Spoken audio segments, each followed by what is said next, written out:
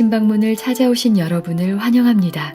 오늘도 아침 예배 말씀으로 믿음과 위로의 시간을 갖게 되길 바랍니다. 이제 기도하시겠습니다. 하늘에 계신 하나님 아버지, 오늘 아침도 하나님의 말씀으로 시작할 수 있도록 인도해 주시니 감사합니다.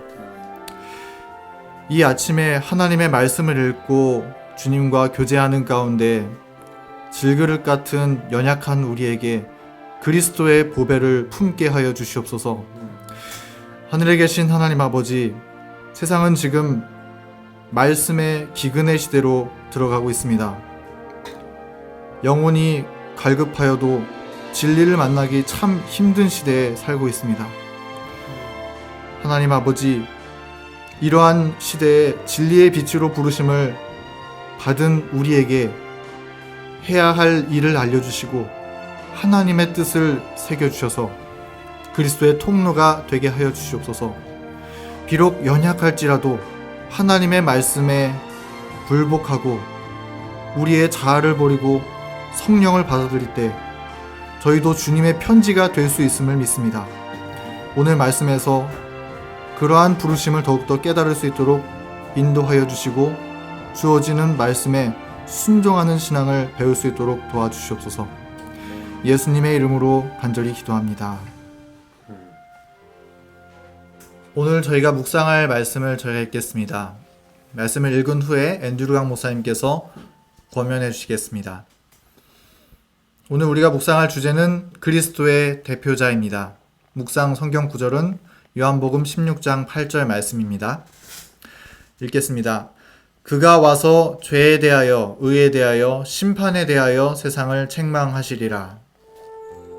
오늘 말씀에 대해서 목사님께서 깊은 설명 주시겠습니다. 안녕하십니까? 오늘 제목은 그리스도의 대표자입니다. 성도 여러분, 무거운 짐을 나 홀로 지지 않고 살려면은요, 성령의 역사에 익숙해야 합니다. 성령을 붙잡고 사는 삶이 무엇인지 정확하게 알아야 하는 것입니다. 그런 면에서 오늘 말씀은 굉장히 중요한 것입니다. 성령은 그리스도의 대표자라고 했습니다. 그리스도가 안 계신 제자들이 얼마나 무기력하고 얼마나 힘이 없었을까요? 마찬가지입니다. 성령이 없는 그리스도인은 아주 무력하고 무능력하게 이 세상을 살 수밖에 없습니다. 왜냐하면 나 홀로 살아야 되기 때문입니다. 왜 성령이 없는 그리스도인이 무기력하게 될까요? 성령이 없으면 세 가지에 대해서 전혀 모른 채 살아가게 됩니다. 아주 무지하게 살아가게 되는 것입니다.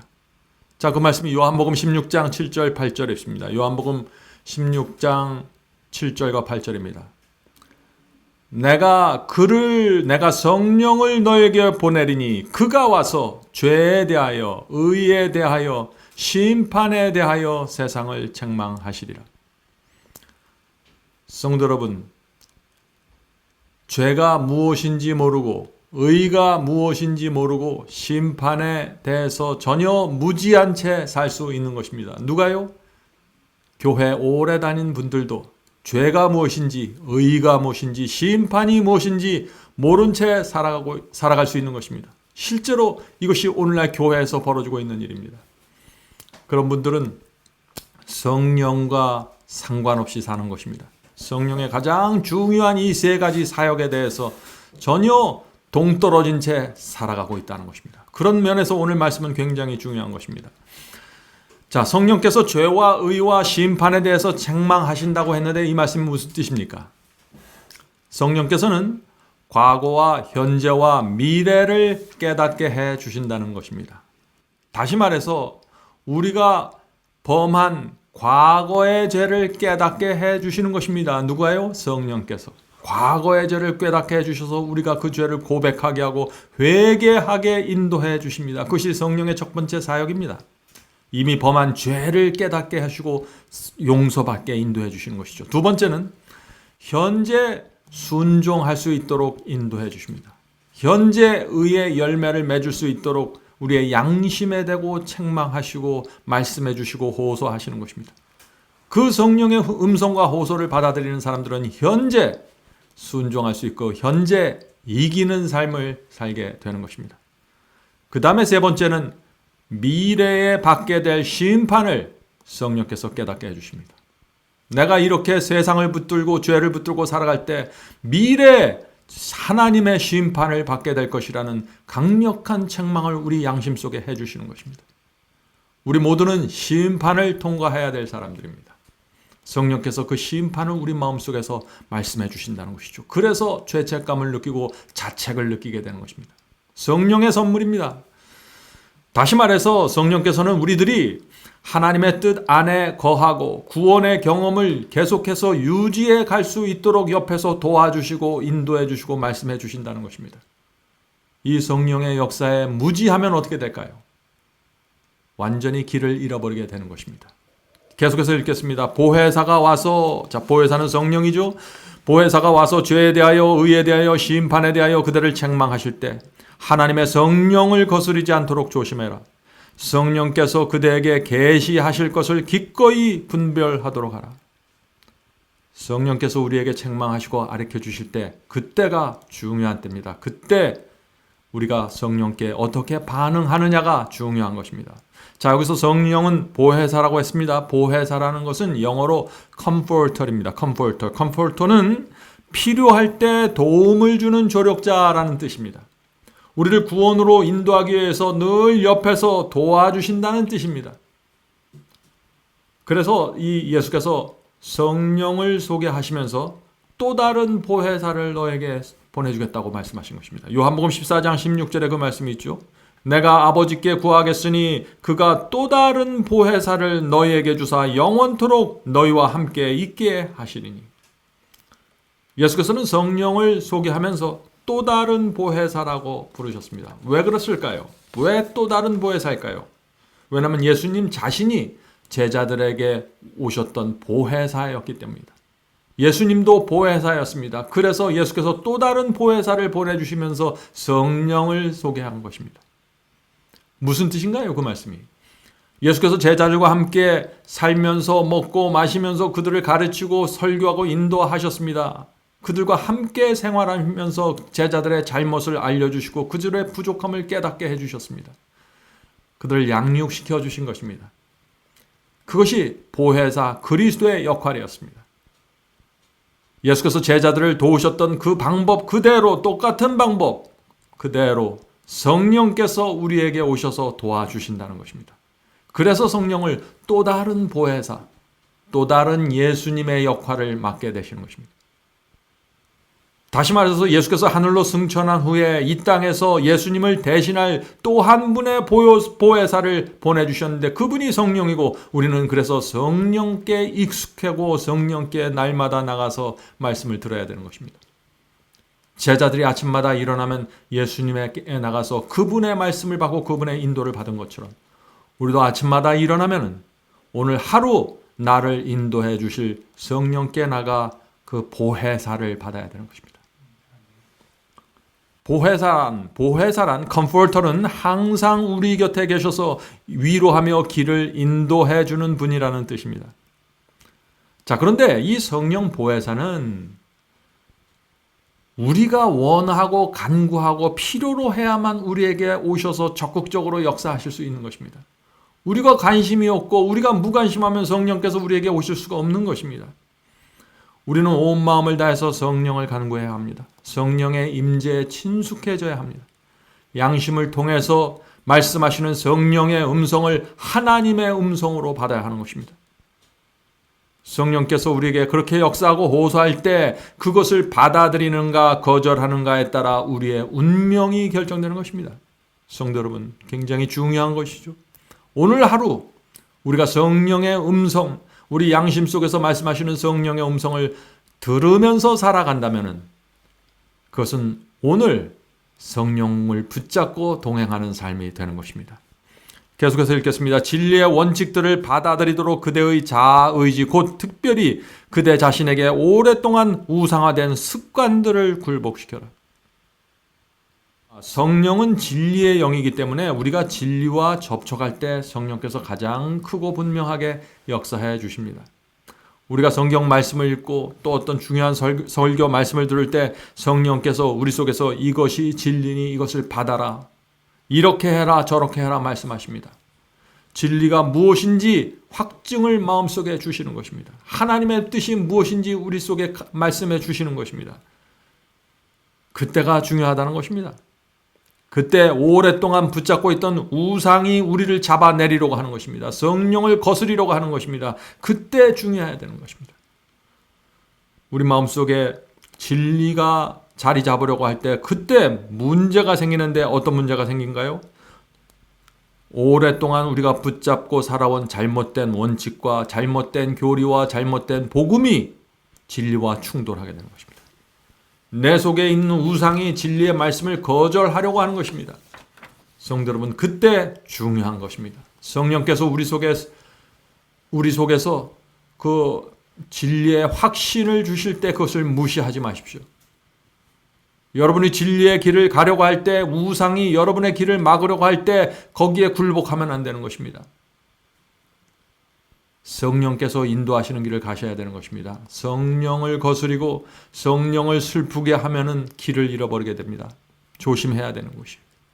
옛날 제자들이 예수님의 인도하심을 거절하고 무시하고 자기의 길을 걸어갔다면 어떻게 됐을까요?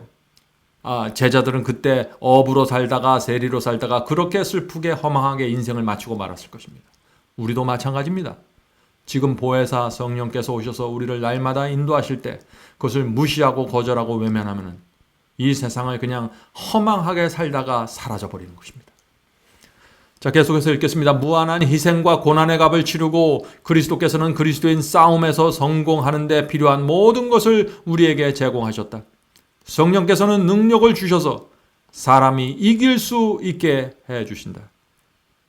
자, 여기 중요한 말씀이 나옵니다. 그리스도께서는 누구에게 힘과 능력을 주신다고 했죠? 그리스도인 싸움에서 성공하는 데 필요한 것을 제공하신다고 했습니다. 성도 여러분, 성령께서 어떤 사람을 그렇다면 도와주시고 힘을 주실까요? 죄와 유혹과 싸우는 전쟁에 나가서 승리하기 원하는 사람들을 집중해서 도와주시는 것입니다. 성령께서는 우리가 하나님과 사탄의 전쟁에서 나가서 투쟁하면서 이기려고 할 때 적극적으로 우리에게 오셔서 도와주신다는 것입니다. 우리의 승리를 통해서 하나님께 영광을 돌리게 하기 위해서 성령과 천사들이 우리를 도와서 역사해 나가는 것입니다. 성도 여러분, 이것이 성령의 역사에 있어서 굉장히 중요한 것입니다. 오늘날 교회에서 사라진 신앙이 무엇입니까? 그것은 전쟁에서 승리하기를 소망하는 신앙이 사라져버린 것입니다. 하나님을 위해서 내가 싸워야 한다는 이 믿음이 사라진 것입니다. 길을 잃어버린 것입니다. 성령께서는 우리가 영적인 전쟁을 위해서 나가서 싸우려고 할 때 우리를 준비시켜 주십니다.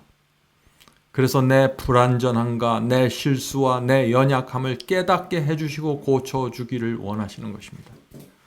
마치 예수께서 제자들의 문제를 고쳐주려고 애쓰셨던 것처럼 성령께서 날마다 우리에게 오셔서 말씀해 주시는 것입니다. 네 문제가 무엇이다. 이것을 고쳐야 된다 하고 말이죠. 그래서 누구든지 하나님을 위한 전쟁, 죄와 세상을 이기는 전쟁에 나가려고 준비할 때 성령과 가장 가까운 관계에서 길을 걸어갈 수 있게 되는 것입니다. 그런데 문제가 있습니다. 성령께서 우리의 성품을 고쳐주시고 삶을 고쳐주시려고 하실 때 우리 마음속에 고민이 생기는 것입니다. 왜 고민이 생길까요? 왜냐하면 내 마음은, 내 뜻은 성령과 충돌할 수 있기 때문입니다. 내 속에 있는 이기심과 게으름은 성령의 고치심을 싫어하기 때문입니다. 그래서 기도해야 되는 것입니다. 성령을 붙잡고 씨름하셔야 됩니다. 죄와 전쟁하고 세상과 전쟁에서 이기기 위해서 애쓰고 애썼는데 수없이 실패해온 사람들이 있습니다. 수많은 실패를 한 사람들이 있어요. 그런 사람들은 어떻게 될까요? 하나님께 나가 이렇게 기도하게 되는 것입니다. 주여, 이제 항복합니다. 제 힘으로는 더 이상 싸워서 이길 수 없다는 사실을 제가 알게 되었습니다. 도와주시옵소서. 저는 이기기를 소원합니다. 죄가 싫습니다. 그러나 제 힘으로는 무능력합니다. 하나님께서 성령을 보내주셔서 저를 도와주셔야 합니다. 성도 여러분, 죄와 세상과 치열하게 싸워보지 않는 사람은요, 내 자신이 얼마나 힘없고 무기력한지 모릅니다. 그래서 주님을 믿는다고 해도 그 믿음이 아주 얄팍하게 되는 것입니다. 싸워서 완전하게 패배해보지 않은 사람은 성령께 매달리는 그 힘이 아주 약하게 되는 것입니다.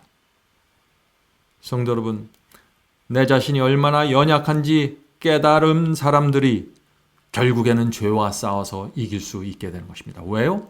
성령께 간절하게 매달리기 때문입니다.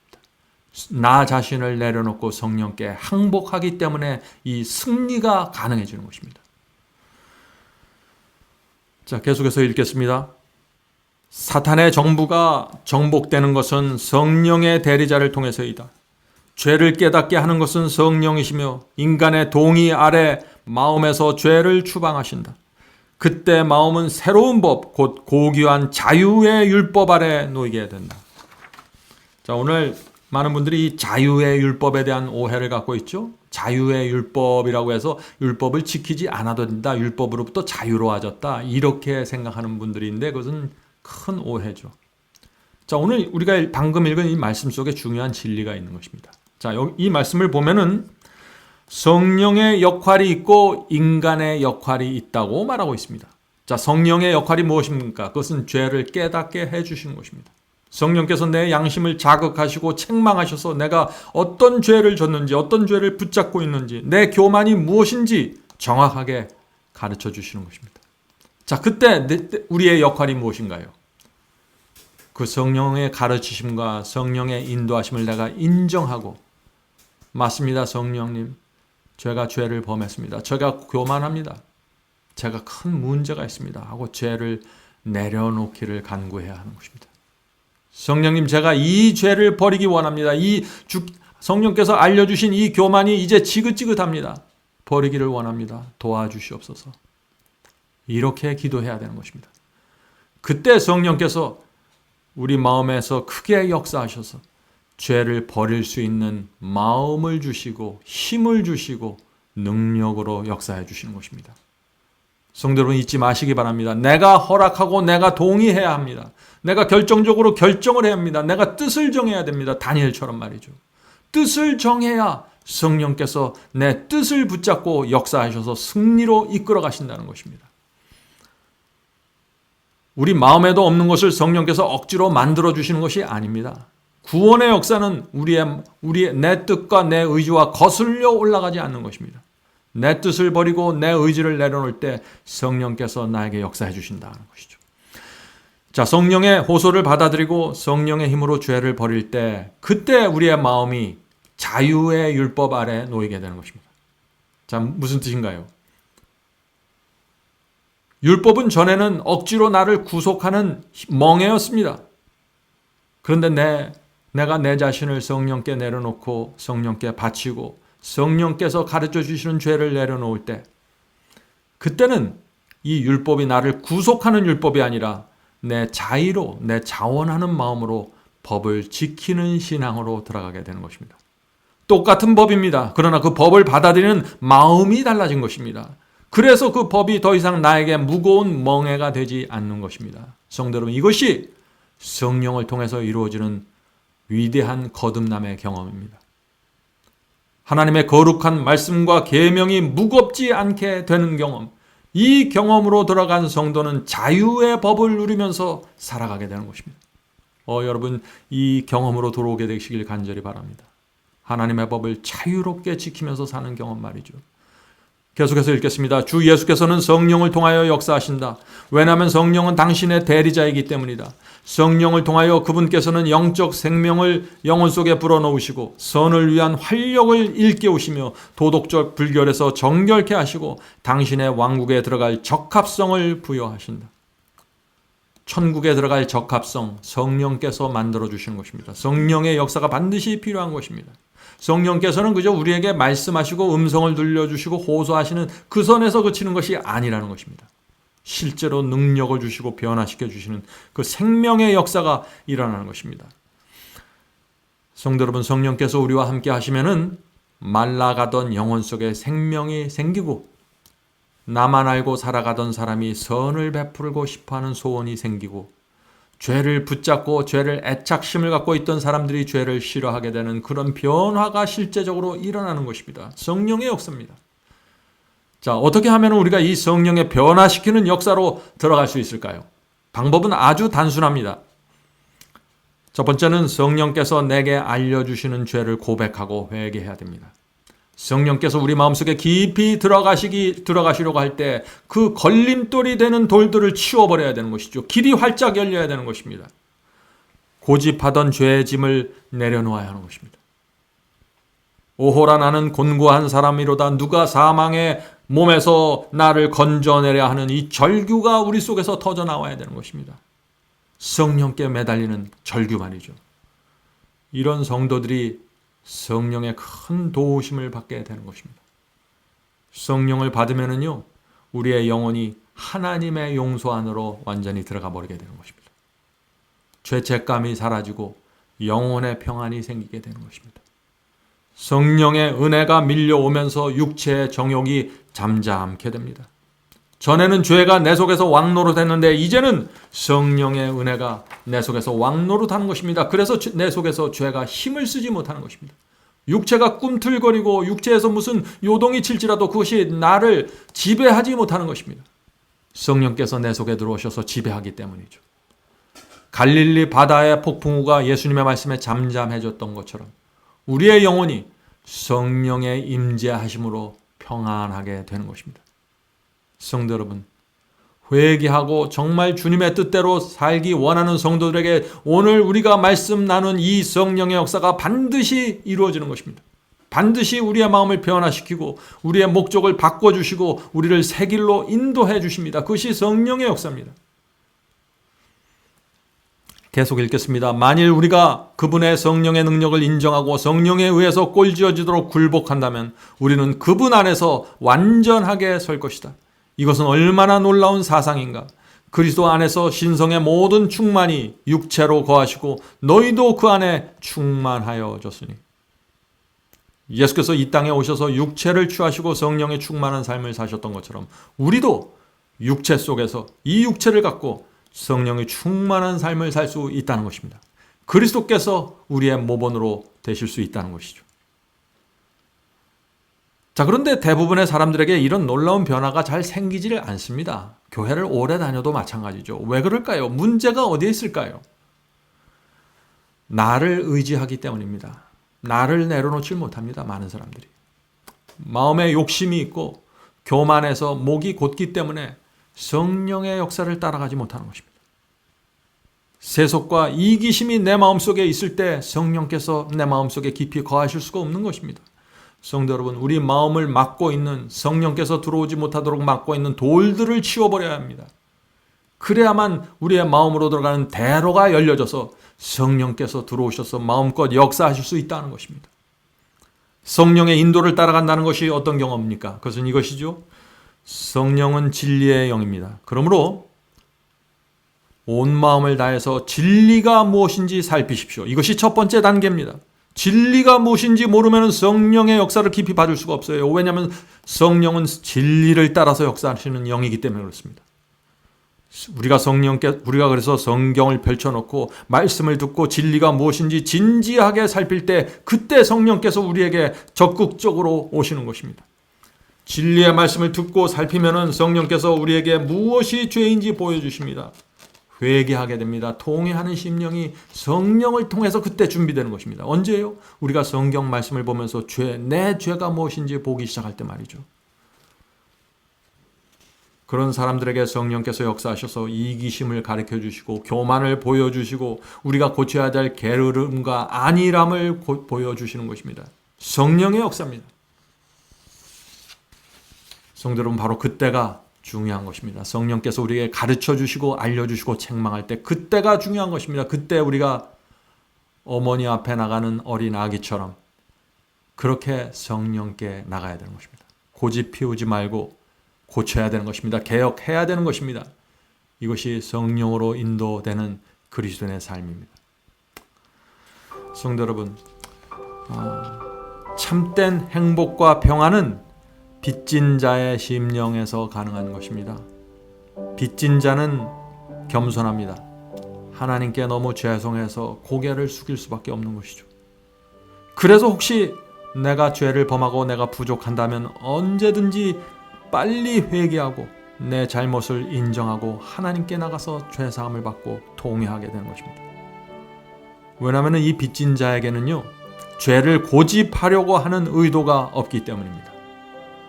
유혹과 시험이 올 때 자신의 연약함을 너무나 알기 때문에, 내가 지금까지 이렇게 많은 빚을 졌는데 이번에 또다시 빚을 지면 안 된다는 그 절박함 때문에 하나님께 나가게 되는 것입니다. 성령을 붙잡게 되는 것입니다. 그래서 가장 연약해 보이지만 가장 강한 자가 빚진 자의 심령을 가진 성도입니다. 성도 여러분, 성령을 배워야 합니다. 성령께서 우리 옆에서 날마다 함께 가십니다. 우리를 도와주기 위해서 오늘도 찾아오시고 우리 속에 임재하셔서 역사하기를 원하십니다. 자, 이제 기도하고 마치겠습니다. 하늘에 계신 아버지, 저희가 오랜 세월 동안 너무나 많이 세상과 죄에 끌려다녀서 이제 제 자신의 힘으로는, 제 능력으로는 안 된다는 사실을 깊이 인식했습니다. 항복합니다, 주여. 주 앞에 나가 항복하오니 이제부터 성령께서 역사해 주시고 저희 마음속에 들어오셔서 자유롭게 활동해 주시고 역사해 주셔서 저희의 마음밭을 뒤집어 엎으셔서 교만하고 이기적인 저희의 마음을 바꿔 주시옵소서. 성령께서 역사하실 때 유일한 구세주인 것처럼 성령을 붙잡을 수 있도록 도와주시옵소서. 하늘에 계신 아버지, 오늘도 성령을 통해서 저희의 마음을 위로해 주시고 용기를 주시고 가는 길을 인도해 주시옵소서. 진리의 길로 저희가 가길 원합니다. 그 진리의 길 안에서 영혼의 평안을 누리고 하늘에서 주시는 완전한 행복과 만족을 갖고 살 수 있도록 도와주시옵소서.